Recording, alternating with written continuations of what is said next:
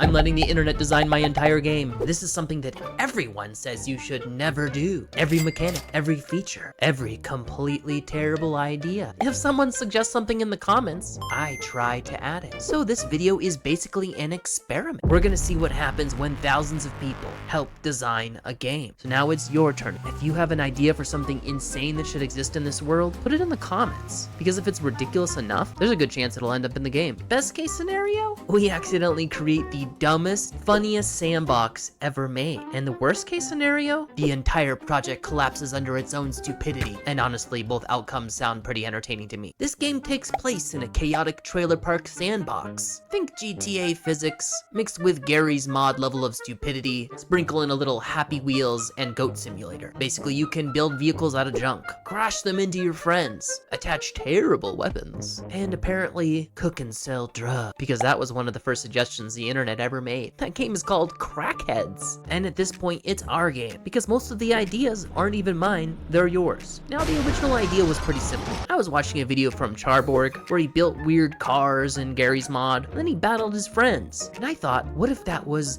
an entire game? So I started building a prototype. And in one day I had this floppy, Happy Wheels style homeless guy strapped to what can only be described as a mercifulness killing machine, also known as a board with wheels, which is technically just a skateboard. So I guess the first vehicle is just a big skateboard. So anyways, the original concept was simple. Build cars, fight your friends, do it again, repeat forever. And in that moment, I posted online and I said, is this worth making? Everything escalated immediately. You guys said yes, and the suggestions started pouring in. And that's when I realized something more important. This game is so ridiculous, I can pretty much add anything to it, and somehow that only makes the game better. So, with that being said, let's take a look at what happens when the internet starts designing a game. First suggestion, multiplayer. Check. That means you can basically slam into your friends now at full speed, and I'm not talking about those sleepovers. And because the physics are questionable, both of you usually explode, and you guys were shocked. And that was exactly the reaction I was looking for. So I added more ridiculous attachments, like the fish hook, and other terrible ideas that you could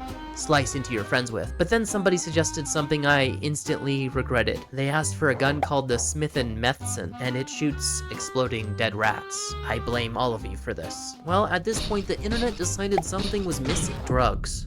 Specifically crack. So now you can smoke crack. You absolute degenerates, I love you. You love your crack. And then somebody asked for something insane. A barrel full of oranges, which I still don't understand, but I did it. And foliage that's actually just green cigarette butts. There it is. At this point, I realized I am not designing the game anymore. I am just a conduit for your creativity. Someone wanted a guy spinning his shirt. How about a beer bottle? And that's how we got Jimmy, our lovable character, who stands up on the trailer and makes comments about what's happening. And someone wanted a tinfoil hat. Done. Somebody wanted a depressing playground. Done. Honestly, this is feeling less like a game and more like a documentary on West Virginia. Then some of you asked for something that was pretty difficult. You wanted to get out of the car and walk around. You think you've earned the honor. This took way longer to implement than I expected. But now your character can walk around freely, and he has a weird floppy walk. It makes him look like he's permanently confused about where he is, which honestly fits the theme perfectly. But I should also mention there are 5 keys to Crackheads hidden in this video. These are beta keys. You could be the very first one to test the game. Now it's not ready yet, but it will be soon. But then the requests got bigger. People wanted stores. So now we have Dollar Generals. It got the name because everyone wanted Dollar Generals, but I'm not getting sued. Then people wanted a garage to work on cars.